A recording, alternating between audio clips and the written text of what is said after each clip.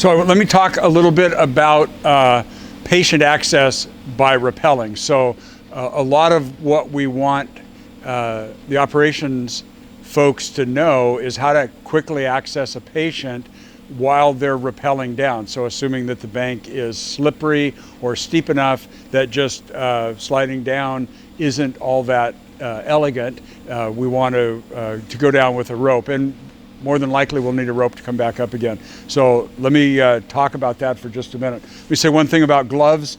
You need gloves on if you've got rope moving through your hands, and you're welcome to wear gloves while you rig and tie. I just choose not to. So you're more than okay to tie your knots and do all of your rigging without gloves. Just remember that when you get ready to go over the edge, especially if you're doing a rappel, that you need to have gloves on just because you'll have moving rope through your hands. So for me, I like to set them off to the side. Now, we could go ahead and use one of those 3-bight wrap 3-pull-2s, use the anchor strap to rig our anchor if we chose to. I think it's quickest to just tie the end of the rope around whatever it is we're going to anchor. Unfortunately for us, that'll almost always be the engine, maybe a guardrail post or a tree, and we live in an area that's got a lot of anchors. So generally that's going to be our anchoring, as far as the physical anchor, is going to be pretty easy. So for right now we'll use this bullard, and that's a perfectly adequate anchor for what we want to do.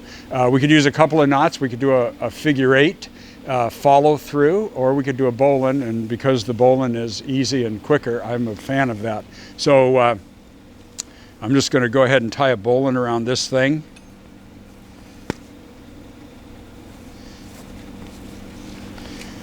And I'm going to finish that off with a couple of overhand knots.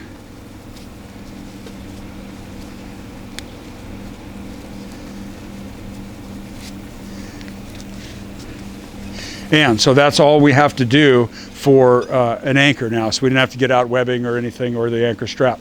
So that's perfectly acceptable. You're totally okay using one of the anchor straps if you want.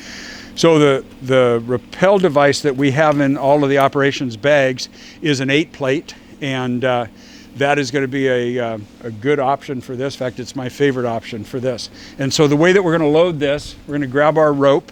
We're going to take it, you see it's got a big hole and a small hole, and we're going to poke a bite of rope up through the big hole and then just around the bottom hole.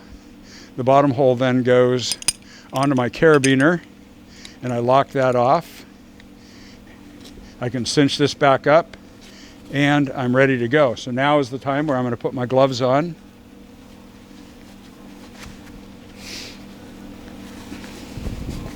And start thinking about rappelling. A couple of options. You see I've got the rope bag on my back. I've got it coming out of the top. The opening is not wide open, but it's open enough that I can pull rope out as I rappel. One other option, if you're not worried about the rope getting caught in brush or trees or whatever, or hitting the patient, is to just take the rope bag and huck it down the slope and then follow it down. But one way or the other, you need to take the rope down with you so that you have enough rope to get down to the bottom. So we've got our anchor. We've got our 8-plate. The way that the 8-plate works, it's just a friction as the rope bends around this metal. And the most friction position for the 8-plate is when I pull back, straight back like this. There's less friction as I push it forward like this. So I can adjust my speed, one with my brake hand, and one of the rules is don't let go with your brake hand. But I can also do this if I want to give myself a little bit more slack. But the 8-plate is perfectly good to do this. And then it's just a matter of releasing rope through my hand and walking on backwards. If I want to stop, I just pull on it, grab on tight, and I stop. To lock this off, and if as you're going down you find yourself in a spot where it's steep enough or slick enough that you do want to still be able to hang back on the rope, you want a way to lock this off so you can work hands free. And the way that we do that is just take your non-brake hand, reach around the bottom. Where this comes around the bottom, just grab that and pinch it against the 8 plate. So pinch the rope against the 8 plate, and then just bring the rope up and over the top, pull that down. And you see what happens is this strand snaps behind this strand under here. And at that point, it's pretty doggone secure. If we really want to tie this thing off so that we're 100% comfortable that it's not going to come untied, we're just going to do that a second time. Snap that back. Now we're going to bring it back around. We're going to put a bite of rope back up through the big hole.